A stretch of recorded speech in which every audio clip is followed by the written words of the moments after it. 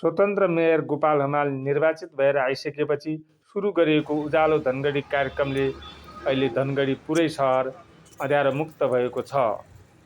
उत्तरीय धनगढी 6 लेन सडकको धनगढी सीमा प्रारम्भ भएको 0 बिन्दुदेखि भन्सा रोड, मुख्य बजार क्षेत्र, चटकपुर क्याम्पस रोड हुँदै बजारको आवश्यक क्षेत्रसँग जोडिएका फ्राकिला सडकको दायाँ बायाँ र सडकको मेडियममा जोडिएका स्मार्ट बत्ती र चोकचोकमा राखिएका हाइमाक्स लाइटको उज्यालोले धनगढी अँध्यारोमुक्त सहर बनेको छ।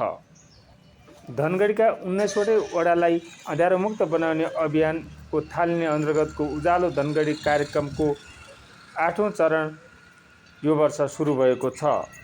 यस अन्तर्गत वार्ड नम्बर 1 को कैलालीपुरदेखि जिपरका रोडसम्म, वार्ड नम्बर 3 को खप्ला सडक, वार्ड नम्बर 7 को बेली हनुमानदेखि सेतो पुलसम्म, वार्ड नम्बर 8 को हुलाङ्गी सडक अन्तर्गतको मनेरा रोड खण्ड र वार्ड नम्बर 11 को बेला चौकदेखि थापा चौकसम्म, वार्ड नम्बर 12 को जुगेडा एक गाउँ सडक र वार्ड नम्बर 17 को रुजन्दा सडकमा स्मार्ट लाइट जडान भइसकेको छ।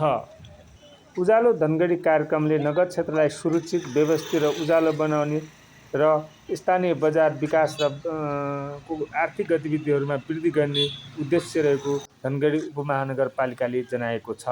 हवस् त, इडटविन टिमले तयार पारेको उज्यालो धनगढीको यो भिडियो सामग्री यति नै। नमस्कार।